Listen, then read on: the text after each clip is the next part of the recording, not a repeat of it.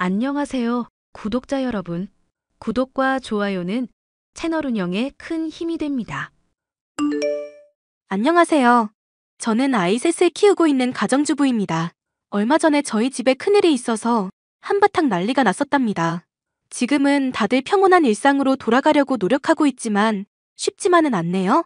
저희 남편은 어려서 아버지를 여의고 집안의 가장처럼 살아왔습니다.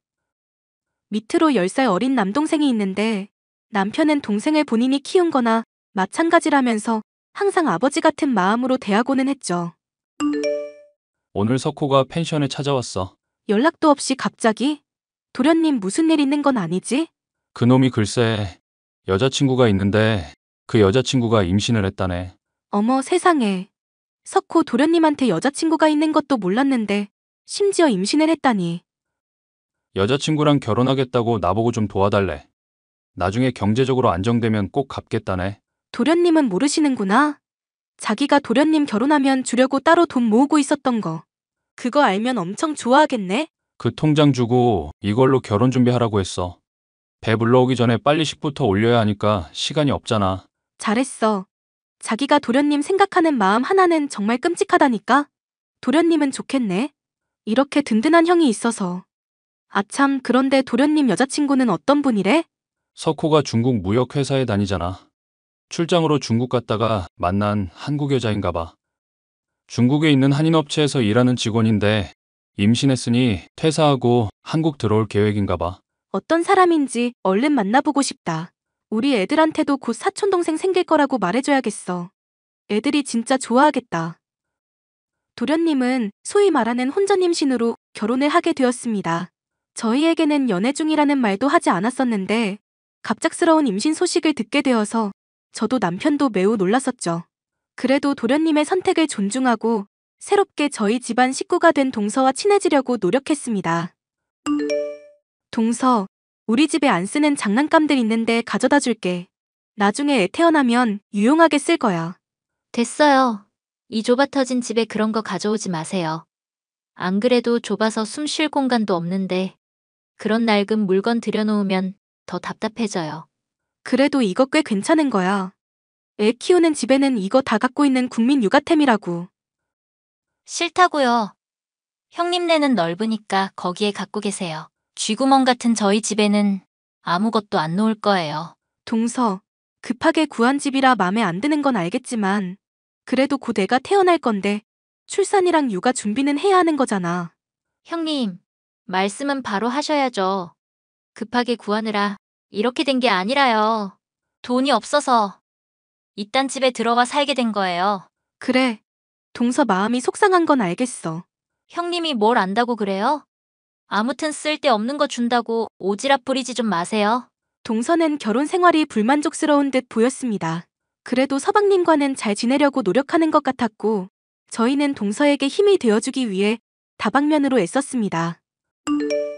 형님, 저 취직 자리 좀 알아봐 주세요. 동서 아직 아이도 안 태어났는데 취직이라니? 그 몸으로 일하려고 하는 거야? 애 낳고 두세 달만 쉬다가 바로 일 나가려고요. 저는 도저히 좀이 쑤셔서 집에 있을 수가 없어요. 그럼 아이는 어떡하고? 동서 친정도 멀어서 도움 못 받는다고 했잖아. 돈 주고 이모님 한 명 부르면 되겠죠. 서방님도 동의한 거야? 베이비시터가 아이 키우고 동서는 취직하기로 한 부분 말야. 아이를 어떻게 키우던 제 맘이죠. 그런 것까지 일일이 남편한테 허락받고 살아야 해요? 형님, 진짜 꼰대다. 아이 양육 문제는 부부가 같이 상의하는 게 맞는 거야. 임신도 내가 하고 아이도 내가 낳을 건데 어떻게 키우든지 남편이 뭔 상관이에요.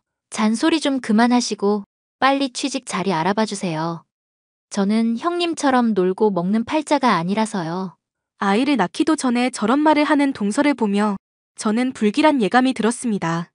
혹시나 부부 사이가 안 좋거나 동선의 경제 사정이 안 좋아서 아이를 낳자마자 맞벌이를 해야만 하는 건 아닐까 별의별 생각을 다 했습니다. 여보, 서방님한테 물어봤어? 왜 갑자기 동서가 애 낳고 일을 구하겠다고 하는 거래? 석호 말로는 재수 씨가 원래 외향적이고 활달한 성격이래. 집에 있으면 병나고 나가서 사람 만나고 일을 해야 에너지를 얻는 사람이라서 아이 낳고 나서 바로 일을 하고 싶은가 봐. 그럼 정말 다행이다. 내가 얼마나 걱정했는데. 그런데 어디에서 일자리를 찾지? 동서 지금 임신 중이라 면접 보기도 쉽지 않을 텐데. 그건 나한테 맡겨. 내 친한 친구가 중국어 교육 사업하잖아. 마침 동서도 중국에서 일한 적이 있고 중국어도 잘하고 그쪽으로 취직 자리 구할 수 있는지 한번 알아볼게. 여보, 친구가 동서 이야기 듣더니 한번 만나보고 싶다고 하거든. 그 대신 조건이 있어. 나 통해서 소개받았다고 하지는 말아달래. 아무래도 서로 연결되어 있다는 걸 알면 껄끄러워질 수 있으니까. 그럼 내가 인터넷으로 알아보다가 이런 업체에서 중국어 관련 직원을 구하는 걸 알게 됐다는 식으로 둘러댈게. 그렇게 동서는 저희 베프가 운영하는 중국어 교육회사에 취직하게 되었습니다. 동서는 씩씩한 남자아이를 낳았고 얼마간의 산후조리를 마친 후 바로 직장으로 향했습니다. 형님, 이번 주말에 우리 준영이 좀 봐주세요. 주말에 무슨 일 있어? 주말에라도 부모가 아이랑 같이 시간 보내는 게 좋을 텐데. 저도 그러고 싶은데요. 회사 워크숍이 있어서요. 회사 워크숍? 그런 건 미리 얘기하고 빠질 수도 있는 거잖아. 형님이 회사 생활이 어떤 건지 알기나 하세요? 그게 제 맘대로 빠질 수 있는 게 아니라고요. 아무리 그래도 아이가 어리면 회사가 배려를 해줄 텐데. 아이 있다고 해서 제 생활 달라지는 거 원치 않거든요. 저한테는 제 인생이 제일 중요해요. 그러니까 형님이 저 좀 도와주세요. 아이를 셋이나 키웠는데 저희 준영이 한 명 못 봐주신다는 건 말도 안 되잖아요. 그럼 이번 한 번만이야. 그럼 토요일 오전에 형님네 집에 준영이 내려놓고 갈게요. 동서는 그 이후에도 자주 아이를 맡겨놓고 회사에 나갔습니다. 서방님은 저에게 항상 미안해하면서 본인이 집에 있을 때는 최대한 아이와 시간을 보내려고 노력하는 타입이었는데 동서는 그런 기색도 없었습니다. 동서, 이 시간에 준영이가 왜 우리 집 앞에 있어? 회사에 급한 일이 있어서 나가봐야 해서요. 도우미 이모님도 퇴근하고 제가 준영이 맡길 곳이 없잖아요. 동서 지금 밤 10시야. 이 시간에 누가 회사를 가? 급한 프로젝트가 있어서 그래요. 저 말고는 해결해줄 사람이 없다고 급하게 부르는데 어떻게 외면을 해요? 회사에 급한 일이 있어서 밤 10시에 애 맡기고 나간다는 소리를 나보고 믿으라고 하는 소리야? 동서 솔직히 말해. 지금 놀러 가는 거지? 회사 간다니까요. 왜 남의 말을 못 믿어요? 동서 평소 행실을 생각해봐. 내가 그걸 믿게 생겼나? 2주에 한 번씩 회사 워크숍이 열리고 매주 금요일마다 회사 회식이랑 야근이 있다는 게 말이 되냐고. 형님이 뭘 알아요? 형님네 펜션 운영하면서 잘 먹고 잘 산다고 나 무시하나 본데. 내가 왕년에 진짜 잘 나갔어요. 나랑 만나고 싶다는 남자들이 한 트럭이었다고. 임신만 아니었어도 내가 한 남자한테 붙잡힐 이유가 없었어요. 나 정말 억울해. 원했던 임신이든 원치 않던 임신이든 동서가 아이를 낳았으면 책임을 져야지. 서방님 있을 때는 서방님한테 맡기고 서방님 없을 때는 나한테 맡기고 허구한 날 나가서 술 먹고 노는 걸 내가 모를 줄 알아? 내가 나가서 논다는 증거 있어? 나 지금 회사 가는 거야. 그럼 30분 후에 회사 사무실 배경으로 사진 찍어서 보내줘. 안 그럼 나도 준영이 맡아줄 수 없어. 형님이 뭔데? 나한테 명령질이에요? 나가서 돈 벌어본 적도 없고 밥벌이의 고단함도 모르는 형님 같은 사람이랑은 아예 대화가 안 통해. 동서가 다니는 회사는 제 친구의 회사였기에 동서가 항상 핑계대는 회사 워크숍과 회식 그리고 야근이 거짓말이라는 걸 진즉 알고 있었습니다. 동서가 육아 스트레스 때문에 밖으로 나도는 거라고 짐작하며 누구에게도 동서의 거짓말을 알리지 않고 항상 참아왔습니다. 그런데 제가 참고 있으니 점점 정도가 심해져 이제는 아예 말도 없이 아이를 저희 집 앞에 놓고 가는 지경에 이른 것입니다. 지현아, 너희 시동생 괜찮은 거야? 어디 크게 다친 건 아니고? 그게 무슨 소리야? 갑자기 시동생이 다치다니? 네가 소개해준 수경 씨 말이야. 너네 동서. 남편이 교통사고로 다쳤다고 간병해야 한다고 휴가 썼어. 그 얘기 듣자마자 너무 걱정돼서 너한테 연락했지 뭐니. 니네 남편이 자기 동생 끔찍하게 생각한다고 네가 여러 번 말했었잖아. 서방님이 다쳤다고? 나는 전혀 모르고 있었네. 도대체 무슨 일이길래 나한테 연락도 없었지? 너는 모르고 있었어? 빨리 연락해봐. 수경 씨 남편이 회사 앞에도 자주 놀러 왔는데 교통사고 났다는 얘기를 들으니까 내 마음도 안 좋다, 얘. 그건 또 무슨 말이야? 서방님이 회사 앞에 자주 갔었어? 우리 직원들이 수경 씨네 부부 사이 좋아 보인다고 얼마나 부러워하는데.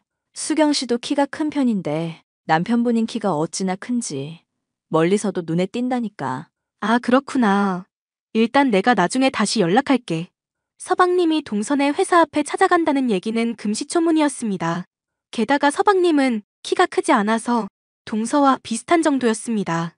동선의 회사에 찾아온다는 키 큰 그 남자는 도대체 누군지, 서방님이 사고를 당했다는 말은 또 뭔지 제 머릿속은 너무 혼란스러웠습니다. 서방님, 지금 어디예요?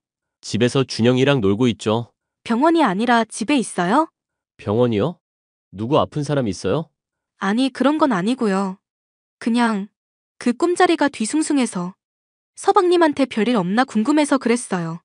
에이, 저는 3일 동안 집에 콕 박혀 있을 거라 별일 없을 거예요. 그게 무슨 말이에요? 수경이 아주 친한 친구가 중국에서 결혼식을 한대요. 거기 다녀오고 싶다고 해서 갔다 오라고 했어요. 제가 연차 쓰고 준영이 보는 중이에요. 그래요? 동서 지금 어디 있는지는 모르고요? 아침에 신나서 캐리어 끌고 나갔는데 지금쯤 비행기 안에 있겠네요. 알겠어요. 그럼 쉬세요. 저는 동서가 무슨 생각을 하고 사는지 알 수가 없어서 동서가 돌아오는 날 집 앞에서 기다리기로 했습니다. 검은색 자동차가 아파트 단지로 들어왔고 거기에서 내린 사람은 동서와 키 큰 어떤 남자였습니다. 두 사람은 길게 포옹하더니 이내 손을 흔들고 남자는 차 안으로, 동서는 집으로 들어갔습니다. 동서, 여행 잘 다녀왔어? 아직 아이도 어린데 여기저기 맡겨놓고 잘도 놀러 다니네? 형님은 애가 셋이라 못 놀아서 억울한가 보죠? 그럼 형님도 놀러 다니세요. 나도 자주 놀러 다녀. 다만 동서처럼 그런 식으로 다니지는 못할 뿐이지. 제가 뭐가 어때서요? 준영이 안 데리고 혼자 다니는 게 그렇게 이상해요? 제 눈에는 형님이 더 이상해요. 내가 뭐가 이상한데? 맨날 남편이랑 애한테만 붙들려서 살잖아요.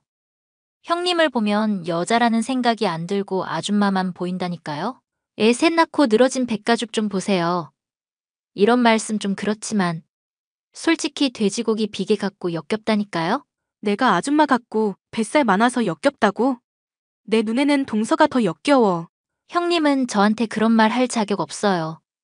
저는요, 남편한테 안 기대고 애 낳자마자 바로 일하고 돈 벌면서 가정경제에 보탬이 되었다고요.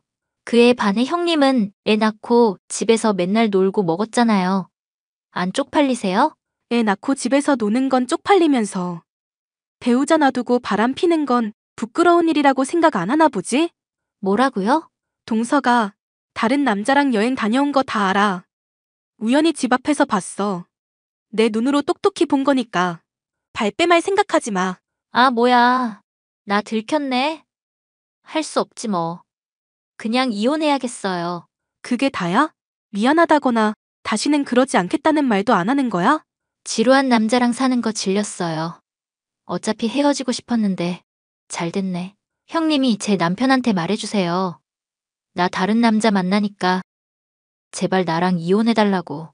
동서는 바람핀 주제에 뭐가 그렇게 당당해? 제가 아까부터 말씀드렸잖아요.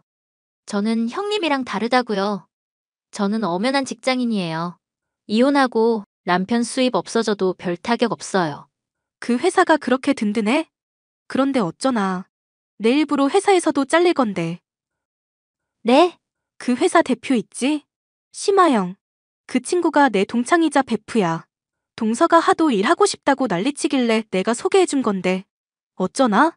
남편도 잃고 직장도 잃게 되어서. 설마 대표님이 저 자르신대요? 동서가 어떤 사람인지 낱낱이 이야기했어.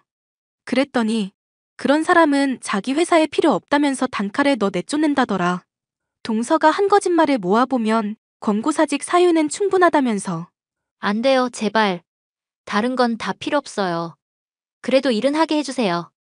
저한테는 직장이 전부란 말이에요. 맨날 그러길래 난 또 일은 엄청 열심히 하는 줄 알았어. 그런데 내 친구 말로는 업무 능력도 현저히 떨어진다던데. 동서가 이렇게 사건 사고 일으키고 제 발로 나가주니 오히려 고마울 지경이래. 안 된다고요. 제가 이렇게 빌게요. 회사만은 다니게 해주세요. 아니면 다른 곳이라도 소개해 주시던지요. 우리 가족 사람도 아닌 동서한테 도대체 왜? 동서는 동서 인생 사는 게 좋다고 했지? 그럼 다른 사람 인생에 패 끼치지 말고 동서 인생 살아. 지금까지 동서가 한 짓은 민폐 덩어리 그 자체니까. 형님, 제발요. 저는 남편과 서방님에게 동서의 행각을 모두 알렸고 온 집안이 발칵 뒤집어졌습니다. 아이에 대한 유전자 검사까지 이뤄졌는데 다행히 준영이는 서방님의 아이로 밝혀졌습니다. 서방님은 소송을 진행해 아이의 양육권과 친권을 갖게 되었고 아이를 제대로 키운 적도 없는 데다 바람까지 피운 동서와는 이혼하게 되었습니다. 그 후 서방님은 많이 힘들어하기는 했지만 1년 정도가 지난 지금은 그때 이혼하기를 잘한 것 같다며 모두가 제 덕분이라고 말해주었답니다. 이혼당하고 회사에서도 잘린 동서는 지금쯤 무얼 하고 살고 있을까요? 서방님 말로는 가끔씩 새벽에 모르는 번호로 전화가 온다고는 하는데 그게 동서인지는 알 길이 없습니다. 제 사연을 들어주셔서 감사합니다.